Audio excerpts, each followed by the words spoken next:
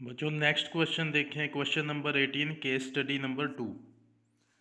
थोड़ा सा डिफ़िकल्ट हो सकता है आपके लिए। चैप्टर 6 से है बच्चों। सिमिलैरिटी का कॉन्सेप्ट है इसमें, स्केल फैक्टर एंड सिमिलैरिटी।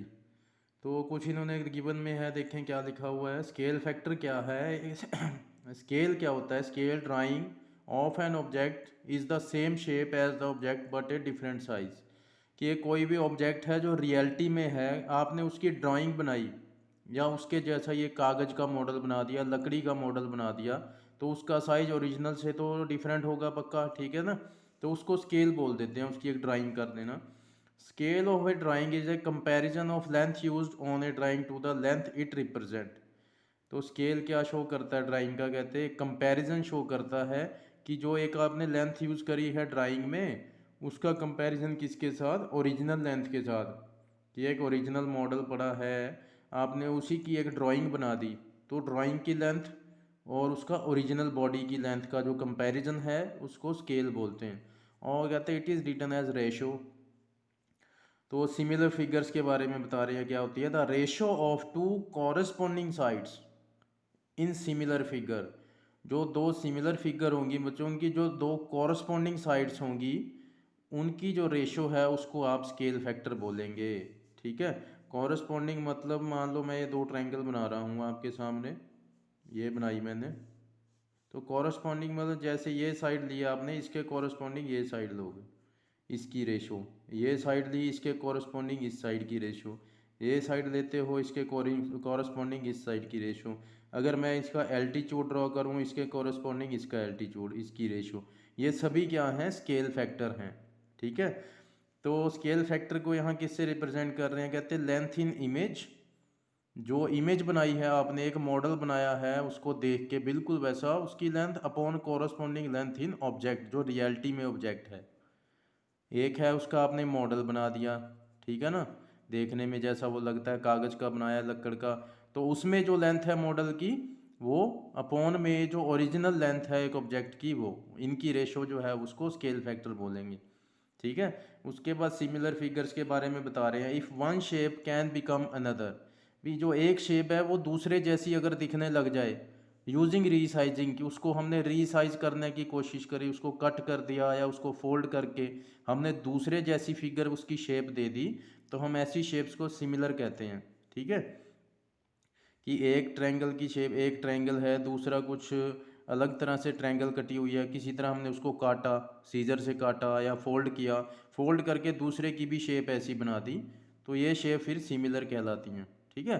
बाकी आप चैप्टर 6 में करते हो सिमिलैरिटी क्या होती है बच्चों। सिमिलैरिटी, सिमिलर फिगर्स किनको बोला जाता है, जिनकी शेप बिल्कुल सेम होती है, यानी वो एक दूसरे की मिरर इमेज होती हैं, मिरर इमेज, ठीक। बिल्कुल एक जैसी लुक होगी, लेकिन वो छोटी बड़ी होती हैं, ठीक है, और सिमिलर साइज की भी हो सकती हैं। तो सेम उनकी शेप होती है और डिफरेंट साइज हो सकते हैं, डिफरेंट साइज होते हैं, ठीक है। सेम शेप होती है लेकिन साइज जो है वो डिफरेंट होता है, और साइज सेम भी हो सकता है किसी केस में, ठीक है। तो जिस केस में साइज भी सेम हो जाता है, उन फिगर को फिर हम कॉन्ग्रुएंट फिगर कह देते हैं, ठीक है।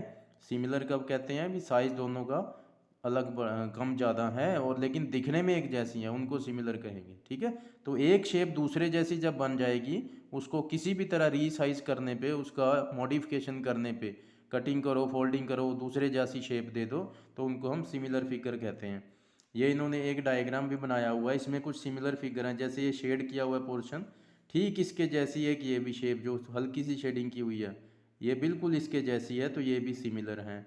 एक ये पोर्शन बना हुआ है बच्चों, ये वाला, इसके सिमिलर ये वाली है ट्रायंगल, ठीक है ना। एक ये छोटी सी ट्रायंगल यहाँ पे है, इसके सिमिलर ये वाली ट्रायंगल है, ऐसे। तो अगर हम इनको काट दें, रीसाइज कर दें, सबको मैं अलग अलग कर दूं, तो हमें कुछ सिमिलर फिगर्स मिलेंगी, ठीक है। और सिमिलैरिटी का एक और कॉन्सेप्ट भी होता है बच्चों, कि सिमिलर फिगर जो हैं, जो फिगर सिमिलर एक जैसी दिखती हैं, आप उनको रोटेट कर दो, उल्टी सीधी रख दो, एक ऐसे रखी हुई है, एक को घुमा के इधर रख दिया, उससे कोई फ़र्क नहीं पड़ेगा सिमिलर फिगर को, सिमिलैरिटी को कोई फ़र्क नहीं पड़ेगा, ठीक है। रिफ्लेक्शन और फ्लिप कर दो, रिफ्लेक्शन मतलब कि एक इधर है, दूसरी इधर लेफ्ट साइड में है वो दिख रही है आपको, तो दूसरी तरफ वो राइट में दिखे। देखो इस तरफ मुंह इधर है और इधर इस तरफ है। रिफ्लेक्शन में क्या होता है, एक दूसरे की उल्टी साइड हो जाती है, लेड उल्टी इमेज हो जाती है। मतलब इसमें देखो मुंह किस तरफ है, ऐसे है, इधर देखो ऐसे हो गया। इससे सिमिलैरिटी को कोई फ़र्क नहीं पड़ता, ठीक है। अगर ये सिमिलर फिगर्स हैं, देखो ये दोनों सिमिलर हैं, तो मैं इस ट्रायंगल को ऐसे रख दूं और इसको ऐसे रख दूं, उससे सिमिलैरिटी पे कोई फ़र्क नहीं पड़ेगा, ठीक है। जैसे मर्जी इनको घुमा के आप फ्लिप कर दो, इनको रिफ्लेक्शन दे दो, एक दूसरे की ऑपोजिट साइड्स में रख दें, ट्रांसलेट स्लाइड कर दें ऊपर नीचे, जैसे मर्जी कर दें, सिमिलैरिटी पे कोई फ़र्क नहीं पड़ता। अगर उनकी शेप सेम है, शेप सेम है तो आप उनको जैसे मर्जी फ्लिप करते, रोटेट करते, इधर उधर रख दो, उसके सिमिलैरिटी पे कोई फ़र्क नहीं पड़ेगा, ठीक है। तो ये सारी चीज़ें हैं, रीसाइज करना, फ्लिप करना, स्लाइड करना या टर्न करना, इन सारी चीज़ों से सिमिलैरिटी को कोई फ़र्क नहीं पड़ता, ठीक है। तो ये चैप्टर 6 में पढ़ेंगे आप। तो इससे रिलेटेड एक केस स्टडी बनाई है इन्होंने, तो ध्यान रखना। स्केल फैक्टर जो है वो क्या है, लेंथ इन इमेज, लेंथ को हाइट भी बोल सकते हैं हम, यहाँ पे लेंथ को हाइट भी बोल सकते हैं। जो ट्रायंगल के केस में लेंथ की बात करेंगे बच्चों, मैं पहले ही बता दूं आपको, जो ट्रायंगल्स की बात करेंगे, ट्रायंगल के केस में अगर वो कहते हैं लेंथ, तो लेंथ कौन सी लेंगे हम, ये चीज़ इसको बोलेंगे ट्रायंगल की लेंथ भी, ये इतनी यहाँ से यहाँ तक इतनी इसकी लेंथ है। यानी हाइट को, परपेंडिकुलर को, एल्टीट्यूड को, इसका 3 नाम होते हैं, हाइट, परपेंडिकुलर, एल्टीट्यूड। तो अगर लेंथ की बात करेंगे इट मीन्स इसकी हाइट की बात कर रहे हैं ये, ठीक है। तो देखते हैं बच्चों, a model of a boat is made on a scale factor of 1:4। यानी जो स्केल फैक्टर क्या था, जो इमेज की लेंथ है अपॉन जो ऑब्जेक्ट रियल में है उसकी लेंथ, इनकी रेशो वो आपको दे रखी है 1:4, ठीक है। The model is 120 centimetre long. जो ये मॉडल बनाया हुआ है, कागज़ का है या किसी का भी है, ओरिजिनल बोट ये है, शिप, उसका मॉडल ये बनाया हुआ है जो देखने में लग रहा है, ठीक है ना। तो साइज़ में आपको पता है कितना फ़र्क होगा, और कभी भी बिल्कुल सेम टू सेम शेप इसकी ऐसी नहीं आ सकती, ठीक है ना। The model is 120 centimetre long, ये वाला 120 सेंटीमीटर लॉन्ग है। The full size of the boat has a width of 60 centimetre, ठीक है। तो ये जो कह रहे हैं, ये जो बोट है ओरिजिनल बोट बच्चों, जो फुल साइज़ की बात कर रहे हैं, यानी ये ओरिजिनल बोट की बात कर रहे हैं, तो इसकी जो ये विड्थ होगी यहाँ से यहाँ तक, वो कितनी है, 60 सेंटीमीटर। पूछा क्या है, what is the width of the scale model, जो ये मॉडल है इसकी विड्थ कितनी है ये आपको बतानी है। तो स्केल फैक्टर बच्चों क्या होता है, आपने पहले भी पढ़ा है, मैंने अभी इसमें पढ़वाया था, क्या था, कॉरस्पॉन्डिंग साइड्स, कॉरस्पॉन्डिंग साइड्स का होना जरूरी है। यहाँ पे पढ़ा था ना, देखो, the ratio of two corresponding side in similar figure is called scale factor. देख रहे हो सिमिलर फिगर्स में तो कॉरस्पॉन्डिंग साइड्स उठानी होती है। तो यहाँ देखिए, अगर आप देख रहे हो मॉडल लॉन्ग है, मतलब उसकी लेंथ गिवन है। यहाँ पे देखें, model full size of boat की बात करी इन्होंने, जो रियल में है ऑब्जेक्ट उसकी विड्थ दे दी, और जो मॉडल है उसकी विड्थ पूछ ली, ठीक है। यानी कि ये चीज़ तो हमें सिर्फ लेंथ गिवन थी, दूसरी चीज़ हमें लेंथ का रोल कहीं भी दिखाई नहीं है, सिर्फ मॉडल की लेंथ दे दी और इसकी लेंथ के बारे में कोई डिस्कशन नहीं की, ठीक है। डिस्कशन किसकी करी है, इसकी विड्थ जो है, इसकी विड्थ दे दी और इसकी विड्थ आपसे पूछ ली, तो हम विड्थ वाले स्केल फैक्टर का यूज़ करेंगे, लेंथ वाले का यूज़ नहीं करेंगे, क्योंकि लेंथ सिर्फ मॉडल की दी हुई है और इसकी हमें बात ही नहीं करी लेंथ की। तो स्केल फैक्टर जो है किसी की भी लेंथ हो सकता है बच्चों, वो ज़रूरी नहीं है कि सिर्फ लेंथ जो है इन दोनों की भी मॉडल की लेंथ होगी अपॉन में मॉडल की ओरिजिनल जो ऑब्जेक्ट है उसकी लेंथ होगी, दोनों की विड्थ की रेशो भी हो सकती है, विड्थ की रेशो भी हो सकती है कि विड्थ ऑफ इमेज, यानी विड्थ ऑफ जो मॉडल है divide by width of original boat जो है, ठीक है ना, ओरिजिनल बोट, ये इनकी भी रेशो हो सकती है। कॉरस्पॉन्डिंग चीज़ें होनी चाहिए, मतलब एक जैसी। अगर इसकी लेंथ ली है तो इसकी लेंथ की रेशो, इसकी विड्थ की रेशो इसकी विड्थ के साथ, बस ऊपर जो है मॉडल होना चाहिए, नीचे रियल ऑब्जेक्ट, उसको स्केल फैक्टर बोलेंगे, ठीक है। तो हमें इंक्लूजन जो है इन दोनों की है, दोनों की विड्थ की बात करी हुई है, देखो ओरिजिनल बोट की विड्थ दी हुई है और स्केल मॉडल की पूछी हुई है, इसलिए मैं रेशो कौन सी उठाऊंगा, विड्थ की बच्चों, ठीक है। तो स्केल फैक्टर कितना दिया हुआ है, 1:4। तो अब इसको देखें, 18th का ए पार्ट। बस ये समझना ही बहुत मुश्किल हो जाता है, नहीं तो है कुछ भी नहीं इसमें, यही चीज़ समझनी पड़ेगी कि स्टडी में आपको क्या चीज़ दी हुई है। तो देखो विड्थ ऑफ स्केल फैक्टर क्या हो जाएगा, स्केल फैक्टर कॉरस्पॉन्डिंग साइड्स की रेशो, दो तरह से मैं लिख देता हूँ कि लेंथ ऑफ इमेज या फिर model upon length of full object. तो इसकी रेशो हो सकता है, अगर मैं विड्थ की बात करूं तो विड्थ ऑफ इमेज और model upon width of full object, ठीक है ना। दोनों स्केल फैक्टर हैं। कॉरस्पॉन्डिंग मतलब अगर लेंथ की बात करी तो इसकी भी लेंथ, इसकी विड्थ की बात करी तो इसकी विड्थ की। तो वो स्केल फैक्टर में दिया हुआ था 1/4, 1:4, यानी 1/4। विड्थ ऑफ इमेज जो है वो आपको फाइंड करनी है, और विड्थ ऑफ फुल ऑब्जेक्ट दी हुई है 60 सेंटीमीटर बच्चों, ठीक है। देख सकते हो आप यहाँ, full size of boat has width 60 centimetre, what is the width of the scale factor, ठीक है। देखो full size of boat has a width of 60 centimetre, width किसकी पूछी हुई है, स्केल मॉडल की, ठीक है, ये जो मॉडल बनाया हुआ है। तो हमने विड्थ वाली रेशो उठाई स्केल फैक्टर में, ठीक है ना। तो इमेज जो है स्केल मॉडल है उसकी विड्थ आपको पूछी हुई है, उसको हमने क्या मान लिया x, और विड्थ ऑफ फुल ऑब्जेक्ट हमें गिवन है कितनी 60, ठीक है बच्चों। तो क्रॉस मल्टीप्लाई करते हैं, 4x is equal to 60, then x is equal to 60/4, काट के कितना आ गया 15, यानी जो हमने x किसको लिया है, width of scale image, width of scale model, वो कितनी होगी 15, समझ रहे हो, ठीक है। लेंथ की रेशो लेंथ के साथ, विड्थ की रेशो विड्थ के साथ, दोनों स्केल फैक्टर हैं। ये वाला क्यों उठाया, क्योंकि हमें इमेज की पूछी हुई है और इसकी गिवन है, इसलिए ये रेशो उठाई, ठीक है। ये क्यों नहीं उठाई कि हमें इमेज की लेंथ गिवन है और इसके बारे में कोई बात ही नहीं करी, ना इसकी लेंथ पूछी है, अगर इसकी पूछी होती फिर मैं ये रेशो उठाता, इसके बारे में आगे कोई बात ही नहीं की। तो एक चीज़ को लेके हम स्केल फैक्टर यूज़ नहीं कर सकते, इसलिए ये उठाया बच्चों। इमेज की पूछी हुई थी स्केल मॉडल की, वो x मान ली, फुल ऑब्जेक्ट की विड्थ गिवन थी 60, स्केल फैक्टर था 1/4, 1 रेशो, ठीक है। तो ये फर्स्ट पार्ट था बच्चों केस स्टडी का। सेकंड फैक्टर देखें, ये समझने वाली चीज़, what will effect the similarity of two polygons. Polygon किसी को भी बच्चों, 3 से ज़्यादा साइड वाली कोई भी फिगर है, 3 साइड्स वाली फिगर है उसको पॉलीगन बोलेंगे, 4 साइड वाली उसको पॉलीगन बोलते हैं, 3 या 3 से ज़्यादा साइडों वाली जो भी क्लोज्ड फिगर्स हैं वो सारी पॉलीगन्स होती हैं, ठीक है। तो सिमिलैरिटी को कौन कौन अफेक्ट कर सकता है बच्चों, जिससे कि सिमिलैरिटी पे फ़र्क पड़ेगी, वो ट्रायंगल सिमिलर ना रहे, ट्रायंगल हो कोई भी साइड ऑब्जेक्ट हो सकता है बच्चों। तो मैंने आपको यहाँ पे पढ़वाया था कि सिमिलैरिटी जो है उसको इन चीज़ों से फ़र्क नहीं पड़ता, चाहे रीसाइज कर दो, चाहे उसको फ्लिप कर दो, चाहे उसको स्लाइड कर दो, चाहे उसको टर्न कर दो, चाहे उसको रिफ्लेक्ट कर दो, उनसे सिमिलैरिटी को कोई इफेक्ट नहीं पड़ता बच्चों, ठीक है। तो देखें फ्लिप कर दिया, इससे कोई फ़र्क नहीं पड़ेगा इफेक्ट, ठीक है, सिमिलैरिटी को इससे कोई इफेक्ट नहीं पड़ेगा। Dilated by scale factor, scale factor को डायलेट करने से कोई फ़र्क नहीं पड़ेगा। स्केल फैक्टर को डायलेट मतलब चेंज कर दिया, 1:4 की जगह 1:3 कर दो, 1:2 कर दो, इससे कोई फ़र्क नहीं पड़ेगा।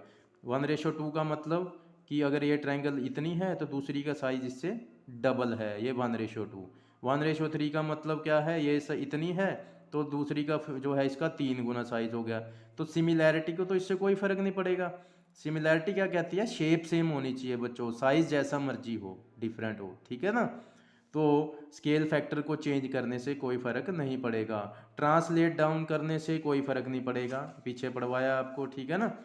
ट्रांसलेट डाउन क्या है, एक ऐसे है दूसरी ऐसे बनी हुई है, तो अलग अलग कर दिया इनको, एक इधर रख दी दूसरी नीचे ट्रांसलेट कर दी ऐसे, उससे कोई फ़र्क नहीं पड़ेगा। चौथा देखें ध्यान से, they are not mirror image of one another.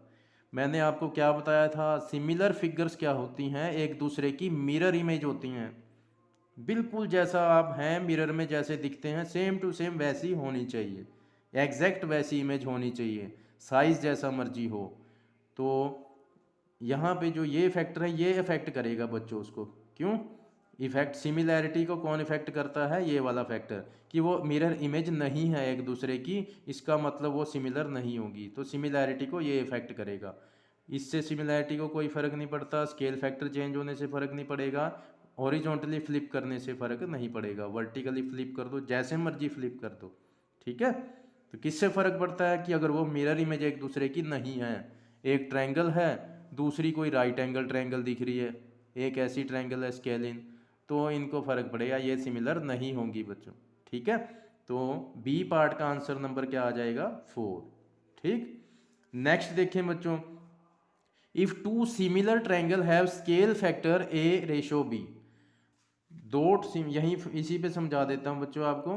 दो सिमिलर ट्रायंगल हैं, जैसी मर्जी आप बना सकते हो, आपको पता है उनकी शेप सेम होगी, साइज डिफरेंट हो सकता है, तो कहते हैं उनका स्केल फैक्टर। अब स्केल फैक्टर क्या था? इन दोनों की लेंथ की ratio, length of one triangle upon length of another triangle, ये होगी ना, ठीक है ना। स्केल फैक्टर ट्रायंगल के केस में क्या होगा? स्केल फैक्टर, दो ट्रायंगल्स हैं, कहते हैं दोनों सिमिलर है, यानी सिमिलर है तो वो एक जैसी होंगी, तो एक की लेंथ अपॉन सेकंड की लेंथ, यही था स्केल फैक्टर, ठीक है ना। Length of first triangle upon length of second triangle, ठीक है। अब मैंने क्या बताया आपको बच्चों, अब आप कभी देखते हो, हम कभी कंपैरिजन डेली लाइफ में देखें, आपको कोई चीज़ पूछता है भी तुमने वो चीज़ देखी है, मैं कहता हूँ भी ये दो ट्रायंगल दी, तुम कहोगे ये तो इतनी सी है जी, ये तो इतनी सी है, ये तो इतनी बड़ी है, ऐसे करते हो ना। साइज़ में कैसे देखोगे? ये तो इतना है, ये इतना है, तो ये हम क्या चीज़ देख रहे हैं? देखो, ये हम इनकी हाइट्स देख रहे हैं बच्चों, ये चीज़, ठीक है। भी ये तो इतना है और ये इतना बड़ा है, ठीक है ना ट्रायंगल। तो हम क्या देख रहे हैं? एक तरह से इनकी लेंथ जो है वो हाइट होगी, जो मैं कह रहा हूँ कि लेंथ ऑफ फर्स्ट ट्रायंगल मतलब ये इसकी जो हाइट है, ये फर्स्ट ट्रायंगल की, ये सेकंड ट्रायंगल की, इनकी रेशो होगी स्केल फैक्टर। किस केस में? ट्रायंगल्स के केस में, ठीक है। तो ये चीज़ हाइट जो है, इसका क्या नाम होता है? हाइट का हाइट भी होता है, परपेंडिकुलर भी होता है, एल्टीट्यूड भी होता है, ठीक है। तो देखें, अब कहता है टू सिमिलर ट्रायंगल जिनका scale factor A ratio B है, यानी scale factor A ratio B मतलब जो पहली ट्रायंगल है उसकी लेंथ अपॉन दूसरी ट्रायंगल उसकी लेंथ, ठीक है ना। ये दिया हुआ है स्केल फैक्टर। स्केल फैक्टर क्या था? Length of first upon length of second triangle, वो कितना दिया हुआ है? A upon B. तो which statement regarding of this two triangle is true, तो कौन सी ट्रू होगी? देखो, ratio of their perimeter is 3a ratio B, ठीक है, ये तो वैसे ही पॉसिबल नहीं है। Their altitudes have ratio A ratio B, देखो अभी क्या बताया था, जो ट्रायंगल की लेंथ होगी वो क्या चीज़ हम लेंगे? ये चीज़ कि साइज़ में ये इतनी और ये इतनी, तो ये साइज़ हम क्या देखते हैं? इनकी हाइट्स को मेजर करते हैं। ये जो लेंथ है ट्रायंगल की, ये मतलब इसकी हाइट की बात कर रहे हैं, भी इसकी लेंथ इतनी है, इसकी लेंथ इतनी है, ठीक है ना। और ये हाइट को हम क्या बोल देते हैं? एल्टीट्यूड्स भी बोलते हैं, ठीक है। तो ये ऑप्शन बच्चों ट्रू होगा कि इन दोनों की जो एल्टीट्यूड है उसकी रेशो ए रेशो बी हुई। और एक तुक्का भी आपके माइंड में देखते ही आएगा, मोस्टली ये बच्चे ये क्वेश्चन ठीक करते हैं। क्यों ठीक करते हैं? स्केल फैक्टर क्या दिया हुआ है? ए रेशो बी, तो ये तो पॉसिबल हो ही नहीं सकता, ठीक है ना। पॉसिबल क्या होगा? ए रेशो बी वाला ही, कि उनके एल्टीट्यूड की रेशो ए रेशो बी, ठीक है। तो ट्रायंगल्स की जब भी बात करेंगे तो उनकी लेंथ मतलब उनका एल्टीट्यूड, तो स्केल फैक्टर क्या होता है? उनके एल्टीट्यूड की रेशो। तो ये वाला जो ऑप्शन है ये करेक्ट होगा, ठीक है। नेक्स्ट क्वेश्चन देखें, अब ये सिमिलैरिटी के क्वेश्चन आ चुके हैं बच्चों, ये सिमिलैरिटी का क्वेश्चन है। Shadow of a stick 5 metre long, एक स्टिक है बच्चों जो कि 5 मीटर लंबी है, लंबी मतलब यहाँ इसकी हाइट की बात कर रहे हैं, ये स्टिक है 5 मीटर की, ठीक है। तो shadow of a 5 metre long stick, 5 metre लंबी स्टिक की जो शेडो है वो कितनी है? 2 मीटर, ये शेडो बनती है हमेशा एक ऑब्जेक्ट के परपेंडिकुलर, उसकी शेडो जाती है, ठीक है। तो ये इसकी जो इमेज है, शेडो है, वो इधर जा रही है 2 metre long. At the same time shadow of a tree 12.5 metre high, उसी टाइम पे कहते हैं एक ट्री है जो 12.5 मीटर हाई है, उसकी शेडो भी बन रही है, ये देखो। तो वो शेडो कितनी होगी वो आपको फाइंड करना है बच्चों, ठीक है, वो हमें फाइंड करना है, यानी एक्स फाइंड करना है आपने, शेडो ऑफ ट्री, ठीक। तो अब 1 नंबर का क्वेश्चन है, इसमें इतना तो सॉल्व करेंगे नहीं हम, ठीक है ना। तो कॉरस्पॉन्डिंग साइड्स की इनकी आपने रेशो ले लेनी है। अगर नॉर्मली ये क्वेश्चन आता है तो हमें पहले इन दोनों ट्रायंगल्स को सिमिलर करना पड़ता है बच्चों, ठीक है। तो सिमिलर तो बड़ी इजीली हो जाता है, एक 90 एंगल ये होता है दोनों में, एक एंगल ये वाला इक्वल होता है। तो फिलहाल उसकी ज़रूरत नहीं है अभी, क्योंकि 1 मार्क का क्वेश्चन है। तो बस आपने इनकी कॉरस्पॉन्डिंग साइड्स की रेशो ले लेनी है, ठीक है। अगर मैं इस साइड की बात करूँ 12.5, तो अपॉन में इसकी जो कॉरस्पॉन्डिंग साइड, इसकी हाइट की बात करी तो अपॉन में इसकी हाइट आएगी, इक्वल टू इसकी शेडो की बात करेंगे तो अपॉन में इसकी शेडो आएगी बच्चों, ठीक है ना। स्केल फैक्टर क्या होता है, कॉरस्पॉन्डिंग साइड की रेशो है। तो इसकी ये साइड ली तो इसके कॉरस्पॉन्डिंग ये साइड है दूसरी ट्रायंगल की, और इसकी ये साइड ली बेस वाली तो इसके कॉरस्पॉन्डिंग इसका बेस, उसकी रेशो, ठीक। तो इनको इक्वल रख देंगे, यहाँ से क्रॉस मल्टीप्लाई कर लें, 5x इज इक्वल टू 2 5 ज़ा 10, ये आ जाएगा 25.0, then x is equal to 25/5, 5 आ जाएगा x, ठीक है बच्चों। 5 इंटू एक्स 5x, 12.5 को 2 से करोगे 25.0, 0.0 को इग्नोर करें तो x आ गया 5, ये आंसर करेक्ट हो जाएगा, ठीक है। Part number 4। तो ये था क्वेश्चन नंबर 4 18th का। ई पार्ट है, आपने कोई 4 पार्ट करने हैं, जो आपको इजी लगे वही 4 करना, ठीक है। जो डिफ़िकल्ट लगता है उसको रहने देना। अब ये क्वेश्चन थोड़ा सा आपके लिए डिफ़िकल्ट हो सकता है। Below you see a students mathematical model of a farm house roof with measurements. एक स्टूडेंट ने मैथमेटिकल मॉडल बनाया एक फार्म हाउस की रूफ का, ठीक है। एक फार्म हाउस है, उसकी छत के ऊपर उसने एक मॉडल बनाया। अभी कैसे उसका मॉडल बनाना है फार्म हाउस का, उसकी रूफ कैसी बनानी है, ठीक है। तो जो उसका फ्लोर है कहते हैं ABCD, वो है एक तरह का स्केयर। जो बीम्स हैं जो उस रूफ को सपोर्ट कर रही है, जो खंबे में उसको सपोर्ट कर रहे हैं, उनकी एजेस जो हैं वो एक रेक्टेंगुलर प्रिज्म की तरह है। रेक्टेंगुलर प्रिज्म किसको बोलते हैं, एक क्यूबॉइडल प्रिज्म को, क्यूबॉइड होगा एक, ठीक है, जिसका ये नाम है। E is middle of AT, F is middle of BT, G is middle of CT, H is middle of DT. All the edges of pyramid in the model have length of 12 metre. जितनी भी edges हैं pyramid में उनकी length है 12। ये बना हुआ है बच्चों, एक्चुअल में ये है, और उसका मॉडल उसने कुछ ऐसा बनाया है, ठीक है। जो बेस है वो एक स्क्वायर शेप का बेस है, ठीक। ये पिरामिड की लेंथ जा रही हैं, ये लेंथ होगी, ये वाली लेंथ होगी, ये लेंथ होगी, ये पिरामिड। बीच में एक रेक्टेंगुलर प्रिज्म बनाया हुआ है, ये जो क्यूबॉइड है एक तरह का, ये प्रिज्म बनाया हुआ है, ठीक है। तो ये पिरामिड की जितनी भी लेंथ्स हैं, ये वाली लेंथ होगी, ये 12 है। ये जो डार्क में दिखाई हुई है ये सारा पिरामिड है, ये होगी, ये साइड होगी, ये साइड होगी, ये साइड होगी, ये सारी 12 है मतलब, ठीक है। अब इस साइड का मिड पॉइंट दिया हुआ है E, ठीक है जी। और ये TD जो है इसका मिड पॉइंट है H, और TB जो है इसका मिड पॉइंट है F, TC है इसका मिड पॉइंट है G, ठीक है जी। तो बच्चों AT जो है T से A तक ये पूरी 12 है, तो ये 6 हो जाएगी, ये 6 हो जाएगी, ठीक है। क्योंकि E जो है इनका मिड पॉइंट है, तो ये 6, ये 6 होगी। इसी तरह ये जो साइड है पिरामिड की ये भी 12 है, यहाँ से यहाँ तक। जो डार्क वाली साइड हैं सारी पिरामिड की हैं, सारी 12 हैं, तो इनके ये मिड पॉइंट्स हैं, तो ये 6 हो जाएगा, ये 6 हो जाएगा, ठीक है। इसी तरह ये देखो TB जा रही है, F इसका मिड पॉइंट है, ये 6 हो गया, ये 6 हो गया, ठीक है। इसी तरह ये 6 हो जाएगा, ये 6 हो जाएगा। तो अब ज़्यादा हम यूज़ नहीं करते, जो चीज़ की इंक्लूजन है हम सिर्फ उसी पार्ट को यूज़ करेंगे। What is the length of EF, EF की लेंथ पूछी हुई है हमें, ठीक है। EF is one of the horizontal edges of the block. ये 4 हमें ऑप्शन दिए हुए हैं। तो अब हम चीज़ क्या उठाने वाले, ध्यान से देखना, हम ट्रायंगल कौन से उठा रहा हूँ मैं,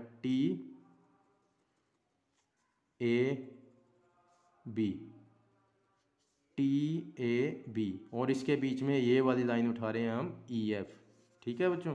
ये देखो, ये उठा ली मैंने TAB, और ये E, और ये F, ठीक है। तो ये 6 था, TE6 था, EA6 था, ठीक है। इसी तरह TF6 है, FB6 है, TF6 FB6, ठीक। EF आपको फाइंड करना है और ये कितना है 12, ठीक है। ये कितना है 12, EF फाइंड करना है, तो EF को हमने क्या मान लिया, X मान लिया बच्चों, ठीक है। तो अब इसमें आप ध्यान से देखना जी, दो ट्रायंगल मिक्स हैं इसके अंदर जो सिमिलर दिख रही हैं एक जैसी, यहाँ भी हमें उसको सिमिलर करना है, तो वो सिमिलर करने का टाइम इसमें नहीं होता क्योंकि 1 मार्क का क्वेश्चन है। एक तो आपको ये छोटी ट्रायंगल लेनी है और एक बार ये पूरी ट्रायंगल लेनी है TAB।